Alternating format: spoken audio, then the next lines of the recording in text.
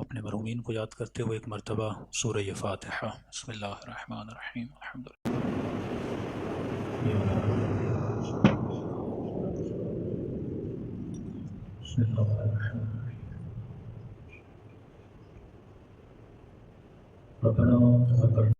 انک انت السمیع العلیم۔ صلوات پڑھے محمد و آل محمد میں۔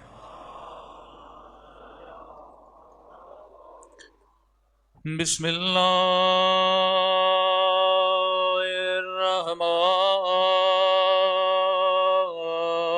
الرحمن الرحیم۔ الحمد للہ رب العالمین۔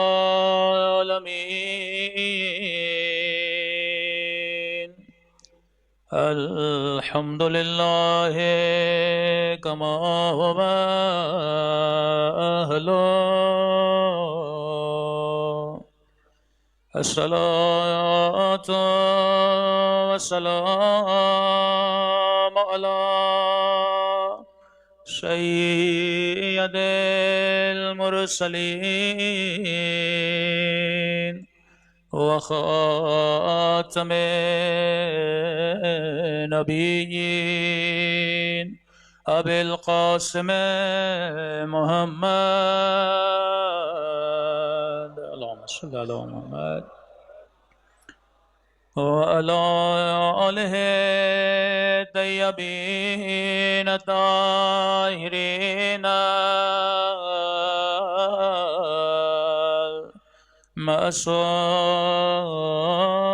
المعصومین۔ سب مل کے اپنے مولا کے ظہور کی دعا۔ اللہم کل ولیک حجت ابن الحسن صلواتک علیہ وعلا فی هذه الساعة وفي كل وليا وحافظا وقائدا وناصرا ودليلا وعينا حتى تسكن أرضك وتمتعه فيها طويلا برحمتك يا أرحم الراحمين۔ صلوات پڑھیں محمد وآلہ۔ بسم اللہ الرحمن الرحیم۔ رب اشرح لی صدری ویسر لی امری واحلل عقدۃ من لسانی یفقهوا قولی، اما بعد۔ بسم اللہ الرحمن الرحیم۔ قل لا اسألکم علیہ اجرا الا المودۃ فی القربہ۔ صلوات پڑھے محمد و آل محمد۔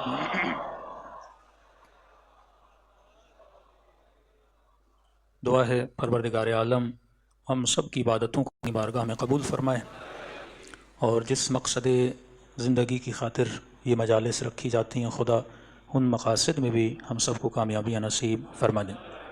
گزارش ہوگی اگر کل سے ٹھیک 10:30 بجے انشاءاللہ ذپِ ممبر ہو جائیں گے۔ ٹائم کی پابندی مجالس میں بہت ضروری ہے تاکہ آپ بھی مستفید ہو سکیں، اور یہ شیڈول جو مجالس کا ہے وہ بھی زیادہ سے زیادہ متاثر نہ ہو۔ صلوات پڑھیں محمد و آل محمد۔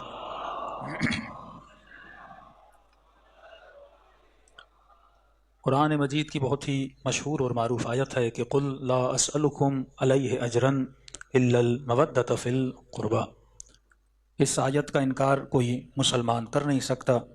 اے حبیب کہہ دیجئے ہمیں کوئی اجر نہیں چاہیے، بس اگر چاہیے تو اپنی آل کی مودت چاہیے۔ علماء فرماتے ہیں اکثر شیعیان اہل بیت پہ ایک اعتراض یہ ہوتا ہے کہ آپ اپنی مجلسیں کیوں کرواتے ہیں، کبھی شہادت کی کبھی ولادت کی۔ بیچارے سیکیورٹی دینے والے بھی پریشان ہوتے ہیں، ظاہر ہر مجلس میں ان کو انتظامات کرنے ہوتے ہیں کہ چلو محرم کا سلسلہ اپنی جگہ، اب ایام فاطمیہ، پھر رجب میں ولادتیں، پھر شعبان میں ولادتیں، پھر رمضان میں شہادتیں، تو کہتے اتنی مجلسوں کی ضرورت کیا ہے؟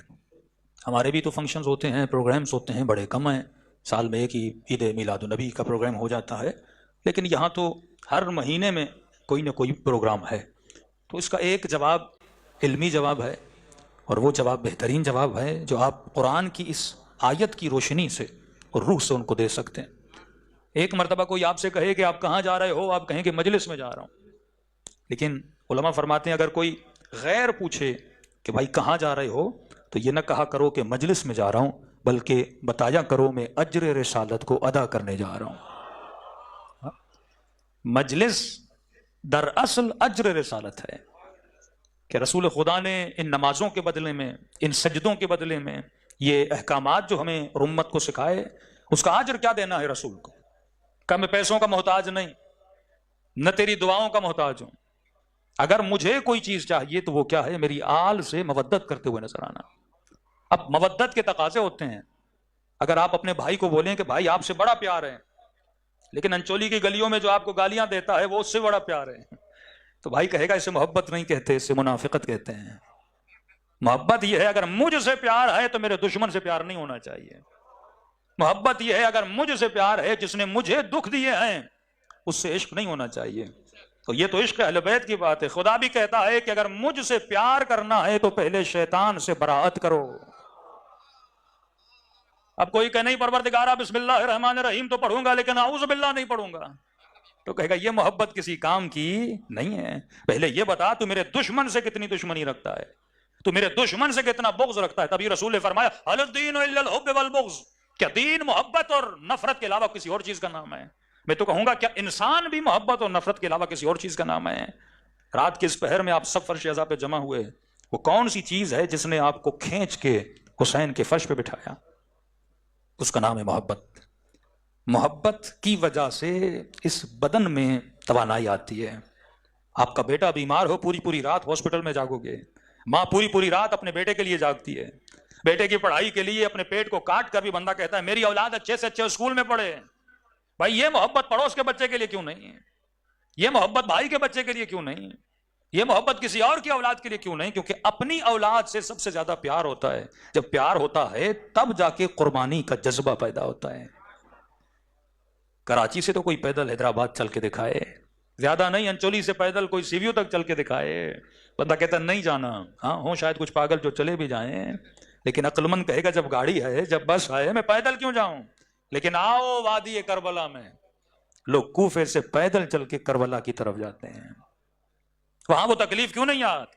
وہاں وہ درد کیوں نہیں آتی؟ کیونکہ محبت درد کو بھلانا سکھاتی ہے، محبت تکلیف کو بھلانا سکھاتی ہے۔ محبت میں اتنی طاقت ہے، اگر یہ حسین سے ہو جائے تو بندے کو اور بنا دیتی ہے، اور اگر یزید سے ہو جائے تو بندے کو شمر بنا دیتی ہے۔ یہ نہیں کہ صرف آپ علی ابن ابی طالب سے محبت کرتے ہیں، یہ بھی دنیا کا ماجرا بڑا عجیب ہے۔ ایک طرف علی سے محبت کرنے والے، دوسری طرف جس نے علی کو برا بھلا کہا اس سے محبت کرنے والے بھی ہیں۔ یہ محبت کے سمندر میں آپ مچھلیوں کو نکال نہیں سکتے۔ دیکھیے نا، ایک مچھلی چھوٹی مچھلی کو کھاتی ہے۔ اسی عالم میں کچھ حیوان سبزے کو کھاتے ہیں اور کچھ ایسے حیوان ہیں جو ان حیوانوں کو کھاتے ہیں۔ اللہ آپ کو کیا دکھا رہا ہے؟ یہ نہیں ہو سکتا کہ ہم سب کو بولیں کہ ان کے دل میں عشق علی ابن ابی طالب آ جائے، نہیں، یہ ہر انسان کے مزاج اور اس کے پسند ہے کہ وہ کس سے عشق کرتا ہے، کس سے عشق نہیں کرتا۔ اللہ دشمن عشق نہیں ہے، دشمن محبت نہیں ہے۔ وہ کہتا محبت کر پر عاقلانہ محبت کر، جاہلانہ محبت نہ کر۔ میری دربار میں محبت کی بڑی قیمت ہے، لیکن جب قیامت میں تو آئے میں تجھ سے پوچھوں تو نے کس سے محبت کی، تیرے پاس جواب عقل ہونا چاہیے۔ تو نے کس کو سجدہ کیا، جواب عقل ہونا چاہیے۔ تبھی کہا کہ اصول دین میں تقلید حرام ہے، اصول دین میں تحقیق واجب ہے۔ وہ قیامت کے دن اس پہ خوش نہیں ہوگا کہ تم نے اللہ کو سجدہ کیا ہے، وہ اس پہ خوش نہیں ہوگا تم نے محمد کا کلمہ پڑھا ہے، وہ اس پہ خوش نہیں ہوگا تم نے علی کی ولایت کا اقرار کیا ہے۔ وہ سوال یہ کرے گا اگر مجھے سجدہ کیا تھا تو کیوں کیا تھا؟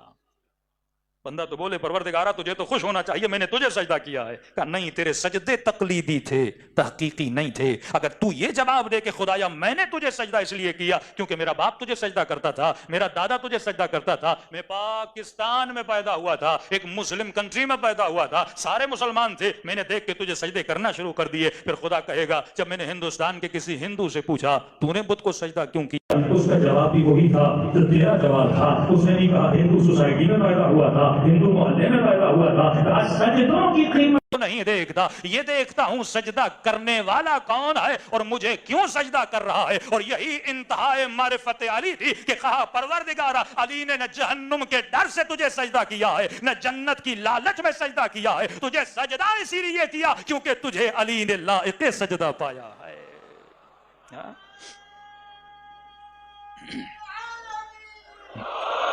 یہ جواب عقل ہے، جواب نقل نہیں ہے۔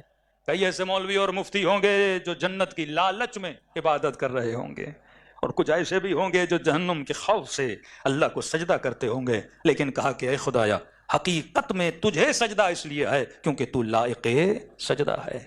تو محبت اگر عاقلانہ ہے تو قیمت ہے، اگر جاہلانہ ہے، اگر ہوا و ہوس کی بنیاد پر ہے، اگر مال و دولت کی بنیاد پر ہے، اگر شہوت کی بنیاد پر ہے، اگر رشتہ داریوں کی بنیاد پر ہے، تو اس محبت کی کوئی قیمت نہیں ہے۔ قیمت تب ہے جب تو غیر سے بھی محبت کرے، نہ ناتا ہو نہ رشتہ ہو، پر محبت کرے حق کی خاطر۔ سلمان عرب نہیں تھا، عجم تھا، پر عاشق علی تھا۔ زبیر عرب ہے، عجم نہیں ہے، پر علی کے مقابلے میں کھڑا ہے۔ ہم ذرا تاریخی چیزوں کو عبرت کی نگاہ سے دیکھیں۔ ایک ہمارے ممبر کا سب سے بڑا مسئلہ یہ ہے کہ ہم نے تاریخی واقعات کو اپنی ذات کے لیے استعمال کرنا شروع کر دیا۔ میں ہمیشہ بولتا ہوں اگر مولا کے فضائل بیان ہوں شیعوں میں تو شیعہ خوش ہوں گے۔ خوش ہونے کی وجہ کیا ہے؟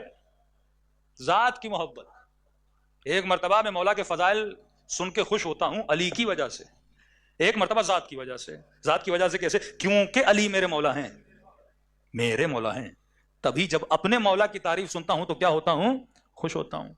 ایک مرتبہ خوش ہوتا ہوں کیونکہ علی امام برحق ہے، حق کی وجہ سے خوش ہوتا ہوں۔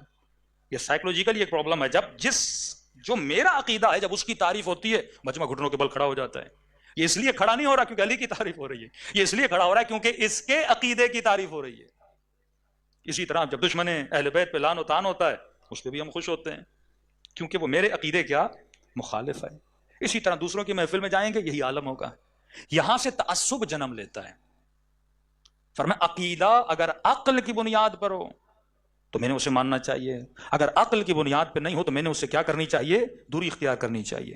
لیکن اسی جگہ پہ فضائل ہو مجمع خوش، تبرہ ہو مجمع خوش، لیکن اسی جگہ پہ اسی مولا علی کا جس کی فضیلت سن کے مجمع گھٹنوں کے بل کھڑا ہوا اور امام نے کہا من استخف بصلاته لن ینال شفاعتنا، جو نماز نہ پڑھے، نہیں کہا جو نماز کو خفیف سمجھے اسے علی کی شفاعت نصیب نہیں ہوگی۔ یہاں بندہ چپ ہو جاتا ہے، یہاں تو چپ کیوں ہوا؟ یہ بھی تو علی کا فرمان ہے، اس پر بھی تو خوشی کا اعلان کر، اس پر بھی تو ہوا کر، اس پر بھی تو سکا۔ نہیں مولانا اس کا تعلق میری ذات سے ہے۔ مطلب مولوی کو ایسے مجمع میں بٹھا دیا جائے جہاں پر ایک بندے کی بھی داڑھی نہ ہو، ٹاپک دیا جائے مولانا داڑھی پہ پڑھنا ہے، مولوی پڑھے گا؟ اسے پتا یہ ڈائریکٹ اٹیک ہے اس بندے کی ذات پر، اور جب ذات پہ اٹیک ہوتا ہے بندے کو پسند نہیں آتا۔ مولا فرماتے ہیں عقل مند کی نشانی ہے اپنا عیب سن کے خوش ہوتا ہے اور بتانے والے کا شکریہ ادا کرتا ہے کہ تیرا شکریہ تو نے مجھے میرا عیب بتایا۔ یہ تربیت علی نے سلمان کی، ابو ذر کی، مالک اشتر کی کہ جب سلمان بیٹھے تھے کچھ سلمان کے ساتھیوں نے کہا کہ سلمان کی جو داڑھی تھی وہ تھوڑی تکونی تھی، کم داڑھی ہوتی ہے جیسے چائنیز وغیرہ کی، سلمان کی داڑھی تھوڑی تھی۔ کہ سلمان بتا تیری داڑھی اچھی ہے یا بکرے کی داڑھی اچھی ہے؟ بعض سیکولر لوگ داڑھیوں کا مذاق بھی اڑاتے ہیں نا، تو سیکولر آج کے زمانے میں نہیں اس زمانے میں بھی شاید تھے کہ سلمان تیری داڑھی اچھی ہے یا بکرے کی داڑھی اچھی ہے؟ سلمان نے غصہ نہیں کیا، ذات کی خاطر، حب ذات جب بندہ اپنی ختم کر دیتا ہے نا، غصہ اللہ کی خاطر، بغض اللہ کی خاطر، میری ذات کیا ہوتی ہے؟ سلمان نے کہا تو صحیح کہہ رہا ہے، اگر قیامت کے دن سلمان کے اعمال برے ہوئے تو اس بکرے کی داڑھی مجھ سے اچھی ہے، کیونکہ اس نے اللہ کی نافرمانی نہیں کی۔ مجھے اللہ نے انسان بنایا لیکن میں نے اللہ کی نافرمانی کی، اور اللہ اگر جہنم میں بھیجے تو اس داڑھی کی قیمت کیا ہے؟ کچھ بھی نہیں۔ لیکن کہ اگر قیامت کے دن میں اپنے اعمال کی وجہ سے جنت میں گیا تو میری داڑھی تم سب سے افضل ہے۔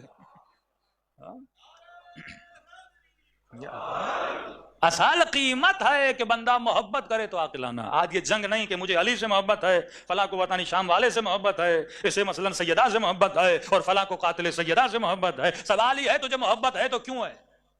عقل کی بنیاد پر۔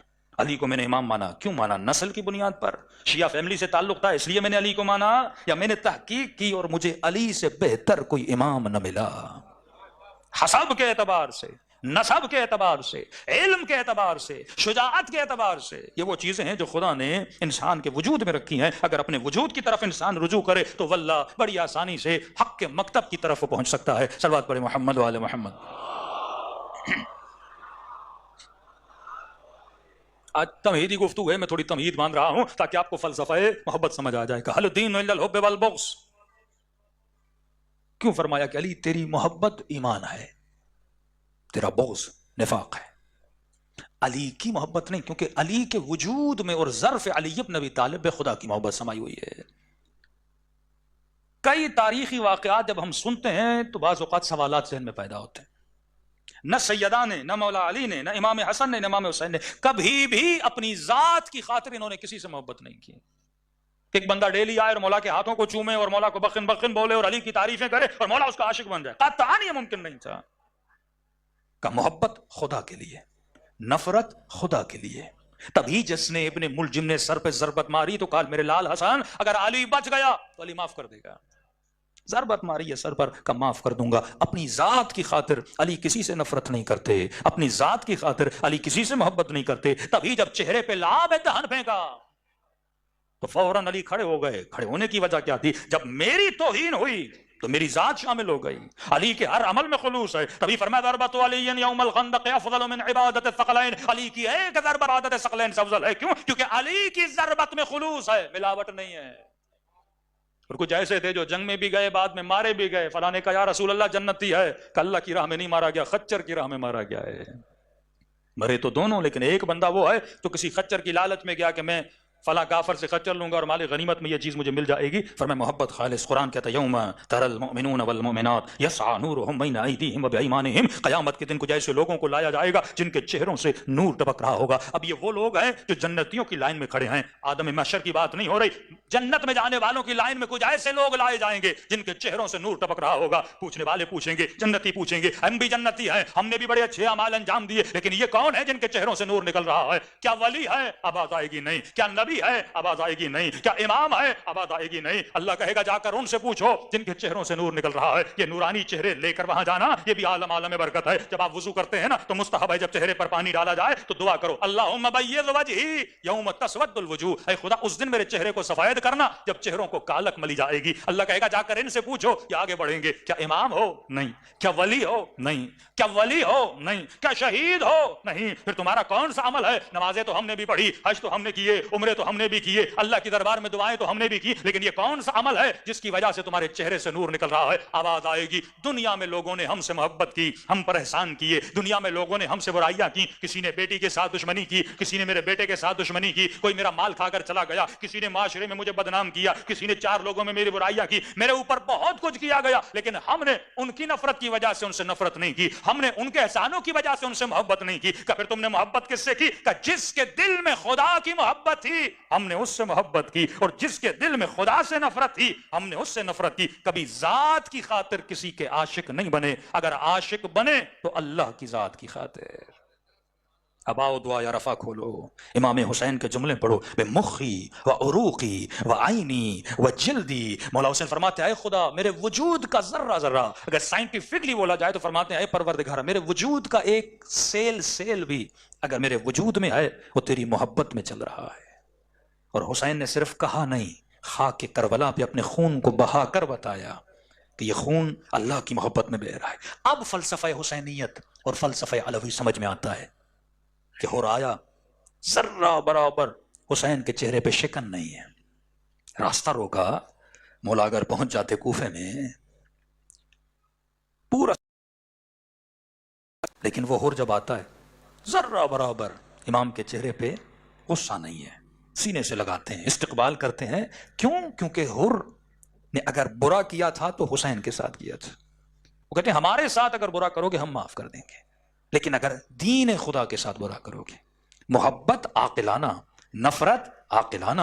عدو اللہ عدو حسین ہے، محب اللہ محب حسین ہے۔ اگر تیرے دل میں خدا کی محبت ہے حسین تیرا عاشق ہے، اگر تیرے دل میں دشمن خدا سے نفرت ہے امام حسین آپ سے محبت کرتے ہیں۔ یہی تو جملے زیارت عاشورہ کے ہیں نا، انی سلم لمن سالمکم وحرب لمن حاربکم، میں یار اہل بیت کو بنایا، اپنی محبت کو نہیں بنایا۔ مولا جو آپ کا دوست ہے میرا دوست ہے، جو آپ کا دشمن ہے میرا دشمن ہے. بھائی فلاں مومن سے بات کیوں نہیں کرتے؟ میری بیٹی کے ساتھ برا کیا ہے, میرے بیٹے کے ساتھ برا کیا ہے, میرے پیسے کھا گیا ہے, میرے میرے میرے ساتھ اپنی آ رہی ہے. کیا عاشق حسین ہے؟ کیا عاشق علی ہے؟ کیا مجلس میں آتا ہے؟ کیا ماتمی ہے؟ اگر حسین کا عاشق ہے تو اپنی ذات کو بلاؤ, اسے سلام اس لیے کرو کیونکہ وہ مجلس میں آ کے حسین کو سلام کرتا ہے. یہ وہ ذات ہے جس کو ختم کرنا ہے. فضا کہتے ہیں میں تعجب میں تھی کہ بی بی کو رونے نہیں دیا جاتا تھا. یا رات کو روئیے یا دن کو روئیے, ہمارے بچوں کا سکون ختم ہو جاتا ہے. بی بی نے ایک الگ جا کے جگہ بنا دی جہاں پہ رویا کرتی تھی, لیکن فضا فرماتی ہیں پھر بھی جب مصلے پہ آتی تھی سب سے پہلے ہمسایوں کے لیے دعا کرتی تھی. یہ ہے اخلاق خداوندی کہ ظرف جب وجود خدا سے بھر جائے. کتنے لوگوں نے, آپ کیا سمجھتے ہیں اگر کسی نے ہزارہ ممبروں سے مولا علی کو برا بلا کہا تو اس وجہ سے علی اس سے دشمنی کرتے تھے؟ یہ بھول ہے آپ کی. جنگوں میں آتے تھے, کہتے آ جاؤ فیصلہ کرتے ہیں, تمہاری دشمن علی سے ہے, تم علی سے لڑو, علی تم سے لڑتے ہیں, مسلمانوں کو کیوں مروا رہے ہو؟ قطعاً کبھی یہ نہیں تھا کہ اس نے علی کو برا بلا کہا. میں فرماتا نہیں دشمنی ہے, اگر تو دین کا دشمن ہے تو علی تیرا دشمن ہے. یزید سے قطعاً اس لیے دشمنی نہیں کہ وہ کس کا بیٹا ہے, آبا و اجداد کون ہے, یہ خاندانی مسئلہ نہیں تھا. اگر خاندانی مسئلہ ہوتا تو امام حسین اتنے سال تک خاموش کیوں بیٹھتے, تلوار اٹھاتے؟ مسئلہ تھا دین کا. اگر تو دشمن دین ہے تو حسین تیرے مقابلے میں کھڑا ہوگا. اگر تو دشمن حکم اور احکام خدا بندی ہے, تبھی امام حسین کے کلام میں یہ باتیں نظر آتی ہیں. کیا حسین نے حلال خدا کو حرام کیا؟ کیا حرام خدا کو حلال کیا؟ مطلب دشمنی اگر مجھ سے بھی بنتی ہے تو دین کی خاطر, ذات کی خاطر نہیں. تبھی امام بارہ خطبے, کتنے خطبے امام عاشورہ کے دن دیے ہیں, اور سارے خطبے اسی بنیاد پر ہیں, اور بار بار دعوت دے رہے ہیں, دعوت حق دے رہے ہیں. لوگ کہتے ہیں مولا نے مشورے کیسے دیے؟ 28 سال علی کے گھر آتے تھے جاتے تھے, علی نے اپنا برتاؤ ایسا کیوں رکھا؟ کیونکہ ہدف تھا دین. مولا اگر ان حکومتوں کی مدد بھی کر رہے تھے تو حکومتوں کی مدد کے لیے مدد نہیں کر رہے تھے, علی دین اسلام کے لیے مدد کر رہے تھے. ایران فتح ہوتا ہے فائدہ اسلام کا ہے, مختلف حکومتیں فتح ہوتی ہیں فائدہ اسلام کا, علی کی نگاہ اسلام پر ہے نہ کہ اپنی ذات پر ہے. یہ تو ایک ذاتی معاند ہوتا ہے نا کہ مجھے حکومت نہیں ملی, اب دوسروں کا جینا حرام کر دو. آپ چاسی ابھی جو پاکستان میں مسائل آپ دیکھتے ہیں, یہاں یہ مسئلہ نہیں کہ ملک کی بہتری میں اور کامیابی میں کیا ہے. یا ایک سیاستدان حکومت میں آتا ہے, اگر وہ اچھا بھی کر رہا ہے سیاستدان اس کے پاؤں کھینچ دیتے ہیں, کیونکہ میں نہیں تو تو نہیں. علی کی سوچ تو یہ ہے ہی نہیں نا. امام نے فرمایا 28 سال تو کیا, اگر پوری زندگی میں علی گھر کو بٹھا دو, علی کا مسئلہ حکومت تو ہے ہی نہیں. تبھی فرمایا کہ یہ حکومتیں علی کے نزدیک مچھر کے پر کے برابر نہیں, علی کی جوتی کی قیمت ان حکومتوں سے زیادہ ہے. مولا کو اس چیز سے کوئی سروکار تو تھا نہیں کہ علی کو حکومت ملے, نہ یہ حب ذات کا مسئلہ تھا. وہ حکومت بھی لے رہے ہیں دین کی خاطر, مقام بھی لے رہے ہیں دین کی خاطر, کام بھی کر رہے ہیں دین کی خاطر, کما بھی رہے ہیں دین کی خاطر, مال جمع بھی کر رہے ہیں تو دین کی خاطر, کربلا جا رہے ہیں تو دین کی خاطر, بی بی زینب آ رہی ہے تو دین کی خاطر. ہر عمل اسی لیے تھا, بقاء دین بقاء دین بقاء دین. اور دشمن دین کی تباہی کے پیچھے تھا. ذات کی محبت کو اہل بیت نے کبھی سامنے آنے نہیں دیا, ہمیشہ اس سے دشمنی کی جو دشمن خدا تھا. فتح مکہ کا واقعہ آپ کے سامنے, ایک خاتون نبی کے سر پہ کچرا پھینک دیے. بھائی آپ کی اگر ایک بندہ آپ کو زندگی میں ایک گالی دے, پوری زندگی مومن مومن سے بات نہیں کرتا. مولانا 4 لوگوں میں میری بے عزتی کی, میری بیٹی کو ذلیل کر کے گھر سے نکالا تھا, میں اس بندے کے ساتھ ہاتھ ملاؤں. ذات کی محبت, قیامت میں تیرا چہرہ نورانی نہیں بنے گا. ذات کی دشمنی کو ختم کر, اپنی ذات کو فنا میں ڈال دے. وَيَبْقَى وَجْهُ رَبُّكَ ذُو الْجَلَالِ وَالْإِكْرَامِ. بقا محبت خدا کو ہے, بقا عشق خدا کو ہے. کیا علی سے زیادہ تو عزیز ہے؟ کیا مالک اشتر کے زیادہ تو عزیز ہے؟ کیا سلمان فارسی سے زیادہ تو عزیز ہے؟ اپنی محبتوں کو ختم کیا اور رشتے کر کے بتایا کہ محبت کس کی وجہ سے ہے, خدا کی وجہ سے. سر پہ کچرا پھینکتی رہی, لیکن جب بیمار ہوئی تو رسول عیادت کے لیے گئے. پریشان ہو گئی, اے محمد میں کچرا پھینکتی تھی, ایک بار نہیں روز. اور یہ بھی بڑی عجیب بات ہے, نبی گلی بھی نہیں بدلتے تھے.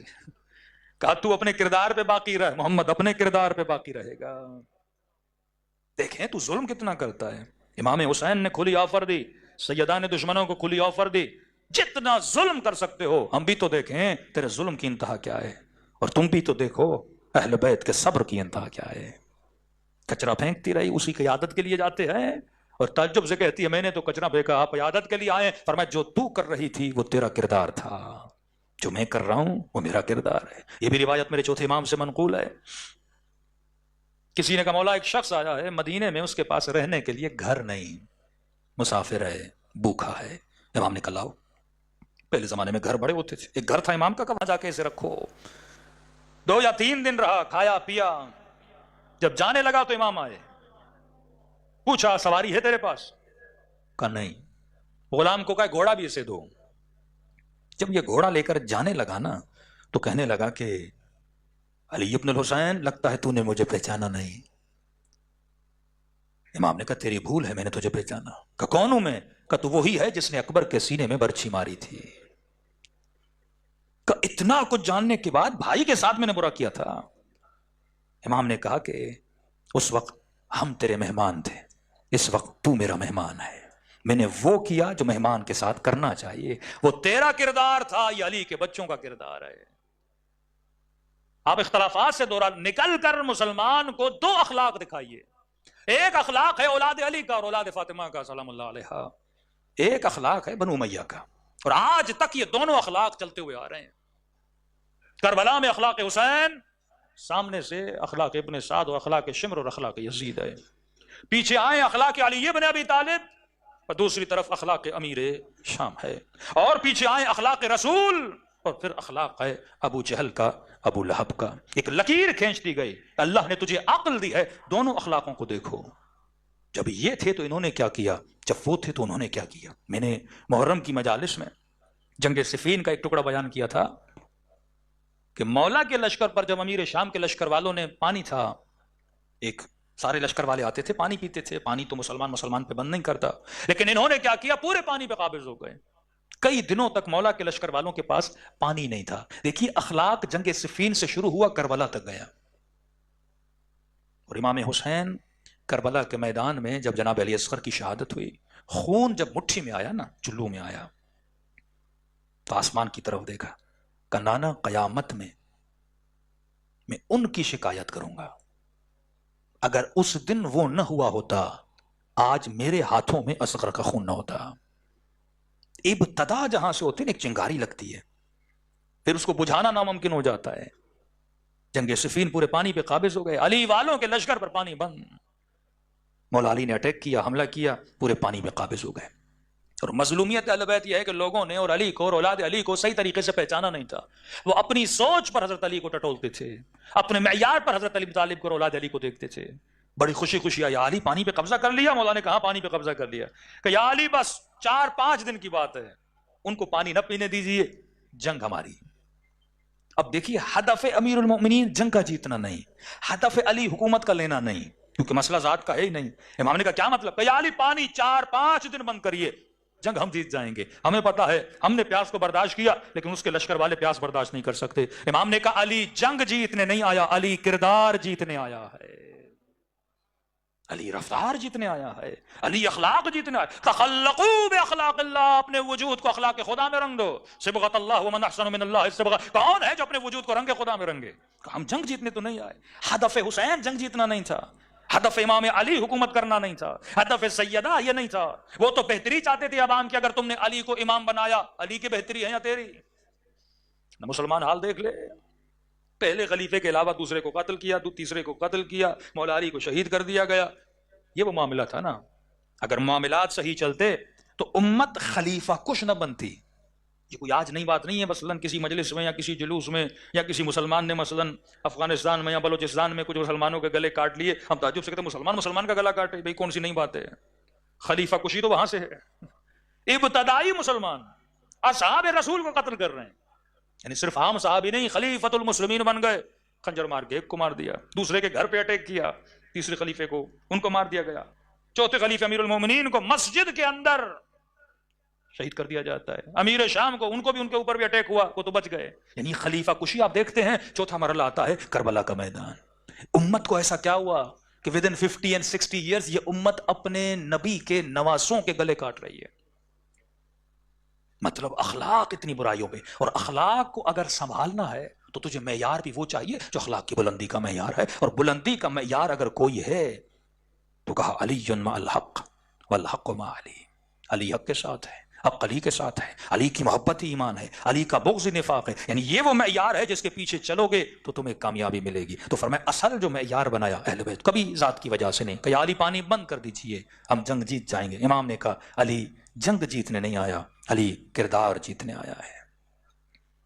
پھر کسی نے اور مشورہ دیا کہنے کا یا علی ہم نہیں کہتے ظلم کریے، ہم جانتے ہیں رسول کا فرمان ہے کسی بھی انسان پر پانی بند کرنا حرام ہے، کھانا بند کرنا حرام ہے۔ اگر کوئی جنگ میں میدان کو چھوڑ کے بھاگ رہا ہے اس کے اوپر وار کرنا، بھائی عمرو عاص مولا علی کا سب سے بڑا دشمن، اسی جنگ میں اس نے اپنے بدن سے لباس اتارا اور میدان کو چھوڑ، اب لباس نہ بھی اتارتا تو مولا نہ مارتے اسے، کیونکہ حکم جنگ ہے، اگر کوئی پیٹ دے کے میدان سے بھاگے تو حکم رسول ہے کہ اس کے اوپر اٹیک نہ کیا کرو، کیونکہ وہ بھاگ رہا ہے، یا جو ہتھیار ڈال دے اسے بھی قتل نہ کرو، اسے اسیر بنا دو۔ اور اس نے تو لباس بھی اتار دیا، اور علی کی وہ آنکھیں جو کبھی بے حیائی پہ پڑی نہیں تھیں، یہ پاک آنکھیں ہیں، یہ کیسے اس وجود کو دیکھ دی؟ مولا نے وہیں پہ اپنے چہرے کو پھیر لیا، وہ کام کر رہے تھے، ان کا اخلاق تھا، یہاں اخلاق علی ابن ابی طالب تھا۔ اور کسی نے کہا یا علی چلیے ظلم نہ کریے، چلو جتنا انہوں نے ظلم کیا اتنا ہی کر لیجئے، اگر اس نے 3 دن پانی بند کیا تھا یا علی آپ بھی 3 دن پانی بند کریے، بس یہ سننا تھا۔ علی کے چہرے پہ جلال کے آثار نمایاں ہوئے، کہا تم کہنا کیا چاہتے ہو؟ جو اس نے کیا وہ علی کرے، پھر یہ بتا ابی طالب کے بیٹے میں اور ابو سفیان کے بیٹے میں فرق کیا رہ جائے گا؟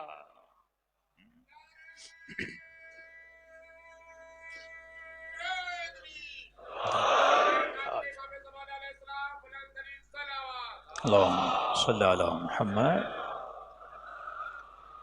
آج کا مسلمان جب کتابیں کھولے گا اسے اخلاق علی نظر آئے گا، اسے اخلاق سیدہ فاطمہ نظر آئے گا۔ بی بی دربار میں گئیں، بڑے ادب سے اپنے حق کا تقاضا کیا، کوئی دشمنی نہیں، قوالہ لے کر گئیں، دکھایا، بابا کی باتیں سنائیں۔ اب مجھے فیصلہ کرنا ہے کہ کون سا اخلاق افضلکم ایمانا احسنکم اخلاقا، رسول کا فرمان ہے نا، ایمان میں سب سے افضل وہ ہے جس کا اخلاق بلند ہے۔ ایک بندہ نمازی ہے، روزے دار ہے، تہجد گزار ہے، پر اخلاق ہی نہیں، کہ اکثر لوگ جنت میں اعمال کی وجہ سے نہیں جائیں گے، اخلاق کی وجہ سے جائیں گے۔ علی والے کا اخلاق ایسا ہونا چاہیے۔ ایک خاتون تہجد بھی پڑھے، نماز بھی پڑھے، سب کچھ کرے، پر بد اخلاق ہے، فائدہ کیا؟ ایک جوان بڑا عابد، بڑا انقلابی، بڑا نظریاتی، پر بندے کو اخلاق ہی نہیں بات کرنے کا، تو اعمال کا فائدہ کیا؟ نبی فرماتے ہیں اور تم سب میں اگر کسی کا اخلاق سب سے برتر ہے وہ مجھ مصطفیٰ کا اخلاق ہے۔ بیویوں کے ساتھ اخلاق، اولاد کے ساتھ اخلاق، امت کے ساتھ اخلاق، بیٹی کے ساتھ اخلاق، اللہ کے ساتھ اخلاق، اسی طرح علی ابن ابی طالب بچوں کے ساتھ اخلاق، امت کے ساتھ اخلاق، کبھی شکوہ نہیں کیا۔ آپ یہ بتائیے مولا جب حکومت پہ آئے کتنوں سے علی نے بدلے لیے؟ نہیں لیے، کہ اپنی ذات کی خاطر علی کبھی تلوار نہیں اٹھاتا، یہ تلوار اگر اٹھتی بھی ہے تو پروردگار عالم کے لیے۔ تبھی جب مولا کے ہاتھوں میں رسیاں تھیں، امام وہ رسیاں باندھنے والا، کسی نے کہا نا تجھے جرت ہوئی کہ تم نے علی کے ہاتھوں میں رسی باندھی؟ کہ میں نے علی کی زبان سے سنا ہوا ہے کہ علی کہتے ہیں رسول کی وصیت ہے علی صبر کرنا، کہ کچھ بھی کر لو علی کچھ نہیں کرے گا، کیونکہ علی فرمان رسول کا پابند ہے۔ وہ بھی علی شناس سے علی کو جانتے تھے، لیکن افسوس سے جو علی والے تھے وہ علی کو نہیں جانتے تھے۔ زبیر علی والا تھا لیکن علی کو چھوڑ کے چلا گیا۔ راتوں کے اندھوری راتوں میں اپنا سر کنویں میں ڈال کے علی ابن ابی طالب روتے تھے نا، یہ رونا اپنی ذات کے لیے نہیں تھا، امت کے لیے، کہ فرمایا میں جنت کے لیے بلا رہا ہوں لیکن بضد ہیں جہنم میں جانے کے لیے۔ آپ یہ مت سمجھیں کہ امام حسین اگر کوئی اپنا صحابی شہید ہوتا تھا تو مولا کو دکھ ہوتا تھا، لیکن اگر کوئی مخالف بھی مرتا تھا تو یہ بھی ایک دکھ کی کیفیت ہے اہل بیت کے لیے کہ ایک بندہ جہنمی بن گیا، کہ ایک ہور حسین کی طرف آ رہا ہے، کیا خوشی کا عالم امام حسین کا، سینے سے لگا رہے بھیا ہور حسین کے سینے سے لگ جائے، ایک بندہ بھی اگر ان کے پاس آتا ہے وہ مقصد امامت پورا ہو جاتا ہے، ایک بندہ بھی اگر رسول خدا کے ہاتھوں پہ کلمہ پڑھتا ہے مقصد نبوت پورا ہوتا ہے، ایک بندہ بھی اگر اللہ کی اطاعت کرتا ہے یہ پوری کائنات کے بنانے کا مقصد پورا ہوتا ہے، اور مجلس حسین اسی مقصد کو پورا کرتی ہے۔ صلوات پڑھے محمد و آل محمد۔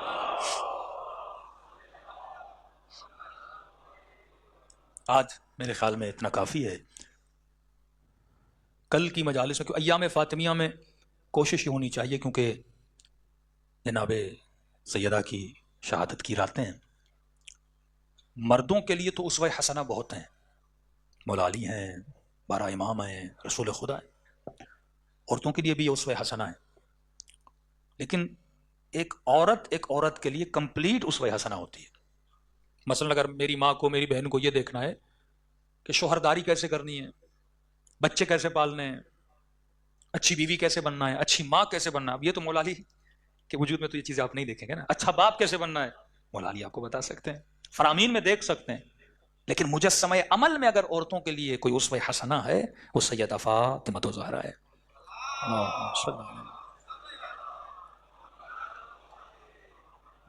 اور جن کے لیے لقب ہے سیدۃ نساء العالمین، یہ شیعہ سنی دونوں میں، اگر تمام کائنات کی عورتوں کی سردار ہے، بی بی ہیں، اس میں مریم ہے، اس میں آسیہ ہے، انکلوڈ اس میں بی بی سیدہ کی والدہ ہیں، تمام عورتوں کے لیے اگر کوئی سیدہ ہے، کوئی اسوہ حسنہ ہے، وہ سیدہ فاطمہ ہے. مطلب ایک کمپلیٹ وجود ہے جس میں خطا نہیں. اسوہ وہ ہوتا ہے جس میں خطا نہ ہو. کبھی بھی بری چیز کو اسوہ نہیں بنایا جاتا. جس میں خامیاں ہوں اسے اسوہ نہیں بنایا جاتا. جو بہترین ہو اسے رول ماڈل بنایا جاتا ہے. تو سیدہ اسوہ حسنہ ہے. اب یہاں پہ جو غلطی ہوتی ہے وہ انسان خود کو پہچاننے میں بعض اوقات غلطی کرتا ہے. بارہا کہا کہ من عرف نفسہ فقد عرف ربہ. آج سب سے بڑا کلیش مرد اور عورت میں کرایا جا رہا ہے. بہترین معاشرہ وہ ہوتا ہے جن معاشروں میں عورتیں بہترین ہوتی ہیں. بدترین معاشرہ وہ ہوتا ہے جن معاشروں کی عورتیں بدترین ہوتی ہیں. کسی معاشرے کو اعلیٰ ترین مزاج دینا ہے، اس معاشرے کی عورت کو اعلیٰ ترین مقام دو. کس معاشرے کو پس بنانا ہے، اس معاشرے کی عورتوں کو پستی کی طرف بھیج دو. اگر عباس بنے تو ام البنین کی گود کا اثر ہے.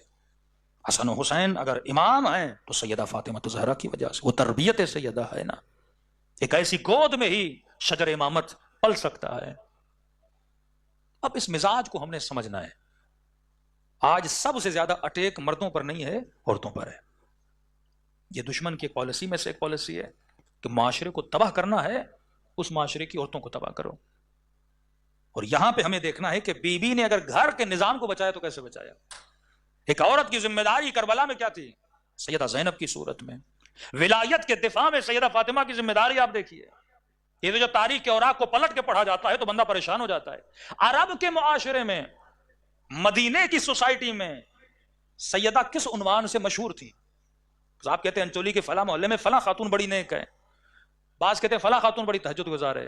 بعض کہتے ہیں مولانا فلاں خاتون فلاں محلے میں فلاں کی والدہ بڑی مجلسیں کرواتی ہے. کسی نہ کسی عنوان سے انسان مشہور ہوتا ہے. فلاں ٹیچر ہے، فلاں پروفیسر ہے، فلاں ڈاکٹر ہے، فلاں نمازی ہے. بی بی مدینے کے معاشرے میں کس عنوان سے سب سے زیادہ جانی جاتی تھی، پہچانی جاتی تھی؟ تو مدینے والے سیدہ کو ایک عابدہ کی صورت میں دیکھتے تھے، ایک زاہدہ کی صورت میں دیکھتے تھے. یہ سنتے تھے واقعات کہ ایک نابینا گھر میں گیا اور رسول نے کہا بیٹی یہ دیکھ نہیں رہا، اس سے حجاب کیسا؟ فرمایا بابا وہ نہیں دیکھ رہا، میں تو دیکھ رہی ہوں. مطلب مجھے یہ بھی نہیں پسند کہ میرے وجود کی خوشبو بھی کسی نامحرم تک جائے. پھر وصیت کے کہ فضا حبش میں عورتوں کو کیسے دفنایا جاتا ہے، یہ چیز سیدہ نے شروع کی.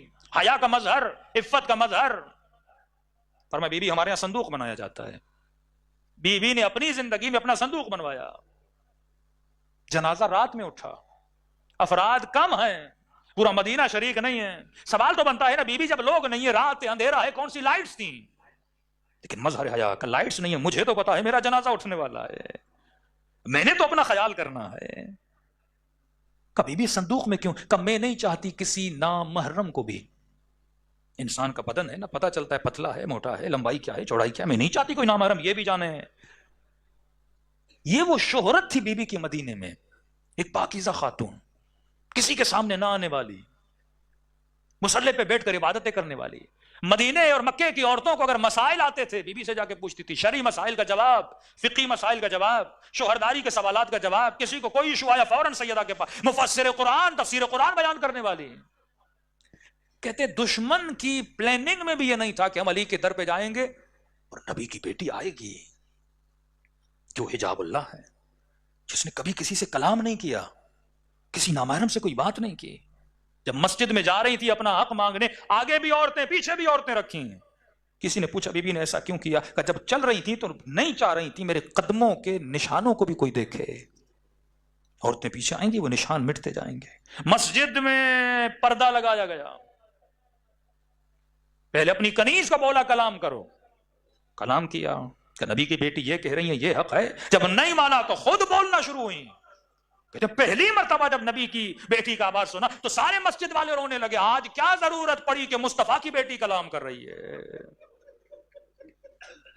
کبھی نہیں سوچا تھا. آج آپ کے گھر کے دروازے پر بھی گھنٹی بجے تو مر جاتا ہے دروازہ کھولنے نا. عام گھر کی بات. یہ سیدہ کا گھر ہے، کسی نے سوچا نہیں تھا بی بی آئیں گی.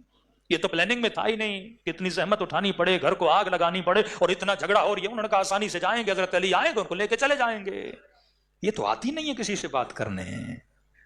اب جب دروازے پر آئے نا تو ایک شاکنگ مومنٹ تھا ان کے لیے, نبی کی بیٹی کیسے آ گئی.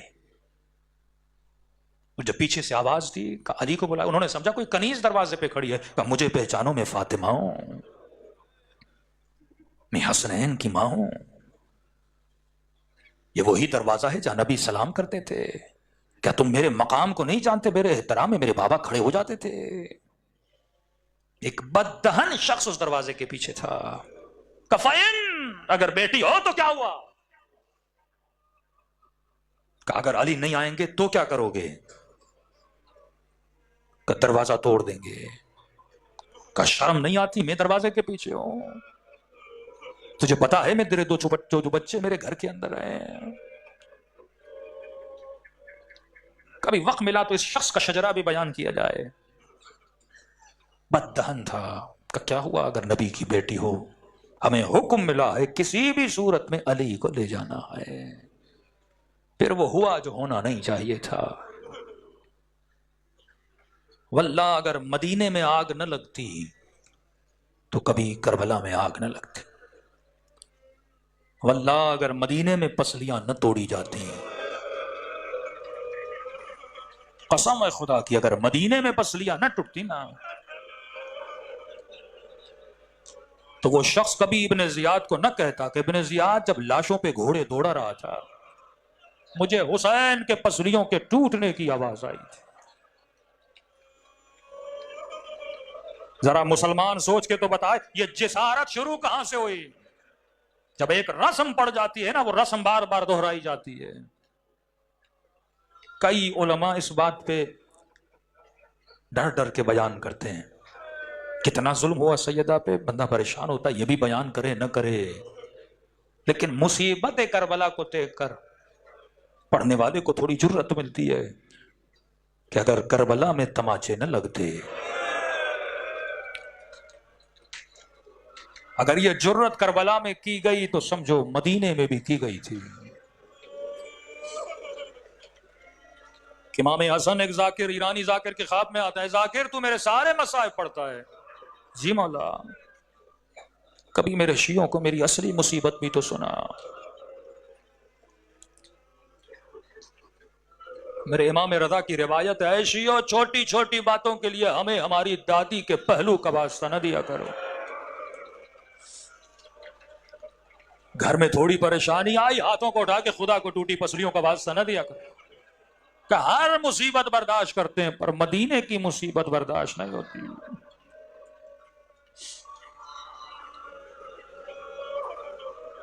کہ ذاکر میری اصلی مصیبت کیوں نہیں سناتا؟ کہ مولا میں آپ کے سارے مسائل پڑھتا ہوں. مرد اگر پریشان ہو, اس کی ہمراز, اس کی ہمدم اس کی بیوی ہوتی ہے. حسن اتنے مظلوم تھے کہ اپنی بیوی نے زہر دیا. مولا میں سناتا ہوں جگر کے ٹکڑے باہر آئے. مولا میں بتاتا ہوں یہ واحد امام ہے جس کو 2 مرتبہ کفن دیا گیا. جب جنازہ گھر آیا نا تو بی بی زینب نے کہا کہ حسن میں نے تو سفید کفن پہنایا تھا, یہ خون میں رنگین کس نے کیا؟ کہ ذاکر یہ سارے میرے مصائب ہیں پر میرے شیعوں کو بتا میری اصل مصیبت مدینے کی گلی میں ہے. کہ حسین بھی تھے لیکن حسین چھوٹا تھا, میں بڑا تھا. کہ مولا مدینے کی گلی میں کیا ہوا؟ کہ میں چھوٹا تھا, فریادیں کر رہا تھا کوئی آئے میری اماں کو بچائے.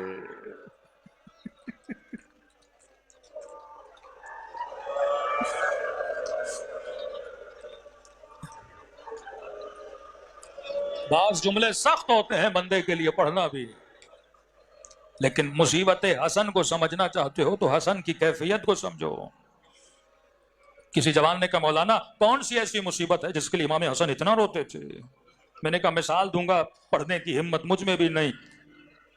میں نے کہا یہ بتا, اگر کسی بند گلی میں تیرے سامنے کوئی تیری ماں کو تماچا مارے, یہ سننا کا جوان رونے لگا. کہ مولانا دعا کریے اللہ موت دے, یہ منظر نہ دکھائے. میں نے کہا پوری زندگی حسن روتے رہے، راستے بدل بدل کے مدینے میں چلتے رہے، کہیں اس کے چہرے پہ نگاہ نہ پڑے، کیونکہ ماں کا چہرہ حسن کو یاد آتا تھا۔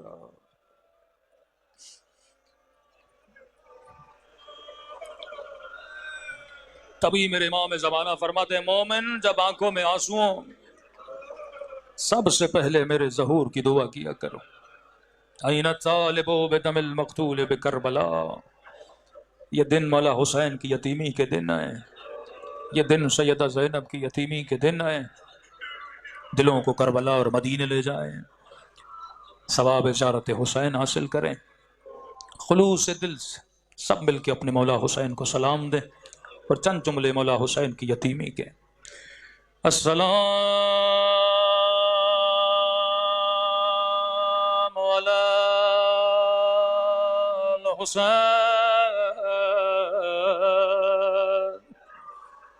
وعلی علی ابن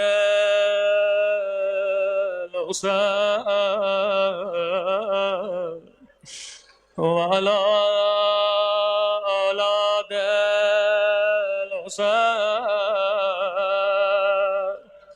وعلی اصحاب الحسین، سب مل کے السلام علی الحسین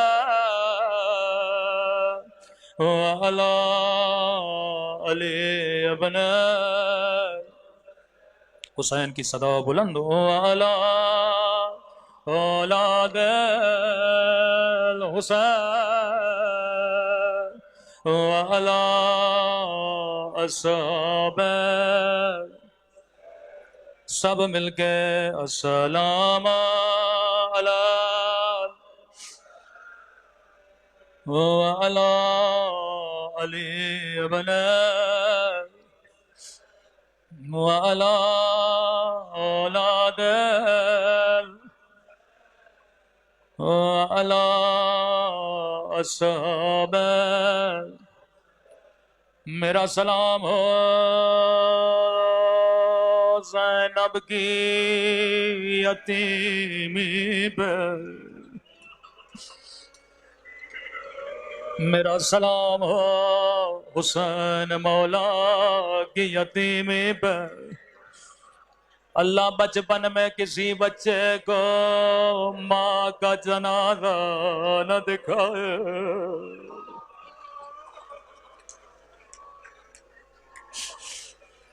اللہ بچپن میں کسی بچے کو ماں کی جھکی کمر نہ دکھائے،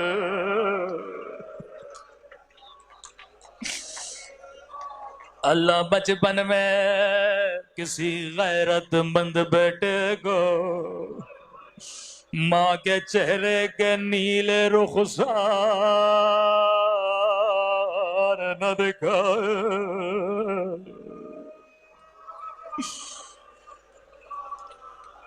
بڑی عجیب ہے اہل بیت کے گھرانے کی یتیمی، بڑے بچے اس گھرانے میں یتیم ہوئے۔ آپ نے سنا مولا کے صحابی نے امام حسن سے کہا مولا حسن جب بھی مسجد جاتے ہیں لمبا راستہ لیتے ہیں، آج اس گلی سے چلیے یہ مسجد کے بڑی قریب ہے۔ رو کے کہنے لگے اس گھر میں اس کا گھر ہے، اس گلی میں اس کا گھر ہے جس نے اماں پہ آگ کا دروازہ گرایا۔ حسن مولا میں قربان آپ کی محبت پہ، جس نے ماں پہ دروازہ گرایا کبھی اس کا چہرہ دیکھنا پسند نہیں کیا، لیکن آئے کربلا کربلا ایک 4 سالہ یتیم بچے ہیں، کرے تو کیا کرے، بابا کا قاتل سامنے ہے، کبھی بابا کے سر کو نوک نیزہ سے مارتا تھا، کبھی بچی کے سامنے بابا کے ہونٹوں پہ چھڑے مارتا تھا، رو کے کہتی تھی نمار نمار میرے 3 دن کا پیاسا بابا۔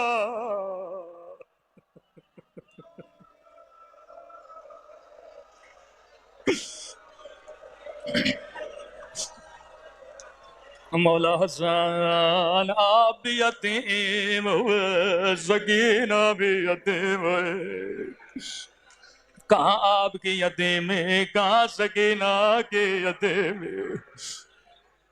دونوں بچوں نے اماں کی ٹوٹی پسلیاں نہیں دیکھی، صرف مولا علی غسل دے رہے تھے، دیتے دیتے پسلیوں پہ نگاہ پڑ گئے، علی دھاڑے مار مار کے رونے لگے، لیکن بچوں نے پسلیاں نہیں دیکھی۔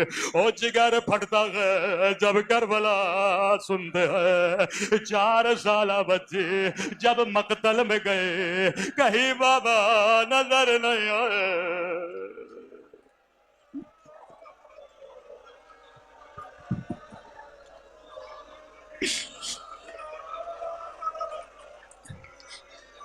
جب بچپن میں نے روایت سنی، میں نے اپنے استاد سے کہا بھلا بچی نے بابا کو کیسے نہیں پہچانا؟ جو بچی بابا کے سینے پہ سوتی تھی، یہ کیسے ممکن ہے بیٹی باپ کو نہ پہچانے؟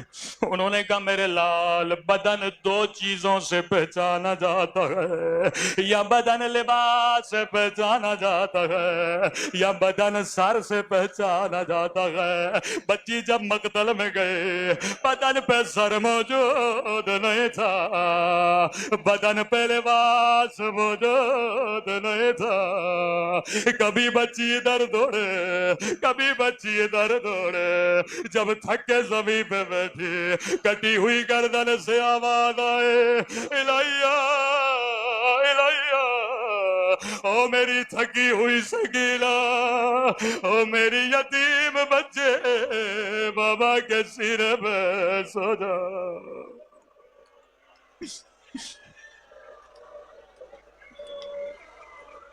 الا لعنت اللہ علی القوم الظالمین۔ اے خدا تجھے سکینہ کی یتیمی کا واسطہ، تجھے حسین مولا کی یتیمی کا واسطہ، تجھے سیدہ کی ٹوٹی ہوئی پسلیوں کا واسطہ، ہمارے مولا اور آقا امام زمانہ کا ظہور فرما۔ اے خدا ہم سب کے صغیرہ کبیرہ گناہ معاف فرما، ہمارے مرحومین کو اللہ علیین میں درجات عطا فرما۔ یہ دعا ہمیشہ کریں، اے خدا ہم سب کو زبان ذاکر عطا فرما، بدن صابر عطا فرما، دل شاکر عطا فرما، عقل سالم عطا فرما، جو مانگا نہیں مانگا اپنے خزانے قدرت سے ہم سب کو نصیب فرما۔ ربنا تقبل منا انک انت السمیع العلیم۔ برائے مہربانی ہمارے اس چینل کو لائک کیجیے، شیئر کیجیے، کمنٹ کیجیے اور سبسکرائب کیجیے اور بیل آئیکن کو پریس کیجیے تاکہ آگے بھی ہماری ویڈیوز آپ کو برابر ملتی رہیں۔